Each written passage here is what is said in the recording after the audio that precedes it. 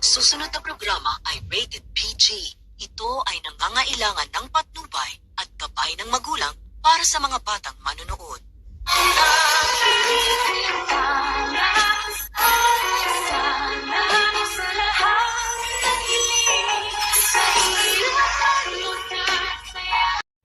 Moira nanggugulo sa kasal ni Lynette dahil ang gusto ni Moira na hindi maging masaya si Lynette at gusto niya ito magsialis ang mga tao dumalo sa kasal. Hindi titigil si Moira hanggat hindi niya makita magdusa at bumalik si Lynette sa paghihirap.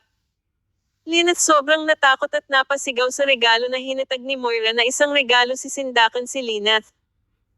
Ngunit sa araw ng kasal ni Lynette hindi hinayaan ng mga tao na malalapitan si Lynette kaya naman gumawa si Doc Carlos na akagaganti kay Moira parang isang babala kay Moira kung sakali lalapit sa kanila si Moira.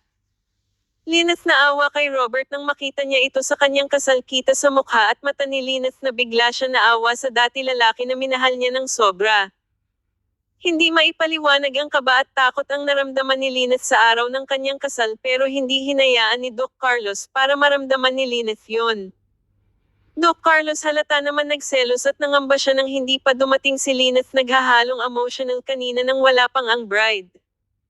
Dahil akala ng iba nag-back out si Lynette na hindi ituloy ang kasal pati na nga si Annalyn natakot at kinabahan na dahil oras na ng kasal wala pa ang kanyang ina. Kaya naman pala ito na late si Lynette dahil na muna niya si Robert sinilip niya kung nandoon na ba sa lugar ng kanilang tagpon. Ngunit hindi na nagpakita si Lynette nag-iwan lang ito ng mensahe para hindi na mag-alaala si Robert at pinaliwanag na ni Lynette ang kanyang nararamdaman. Ngunit umaasa pa rin ito si Robert at hindi ito nakontento nang hindi niya makita si Lynette ng malapitan.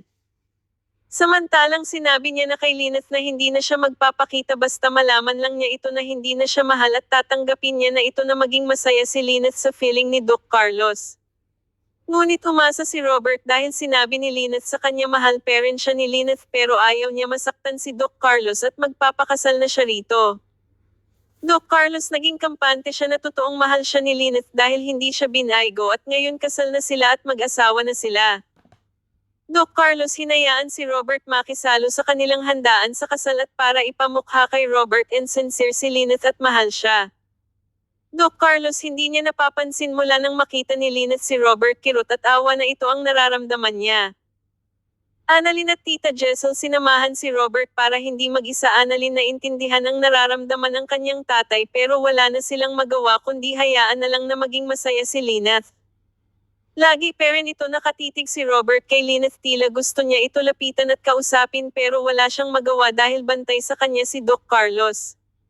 Ngayon pagmamaya-ari na si Lynette ni Doc Carlos hindi na pwede makalapit si Robert kay Lynette kahit ata kamay hindi papayagan ni Doc Carlos. Dito makikita ni Lynette ang ugali ni Doc Carlos mukhang paghihigpitan ito pagdating kay Robert.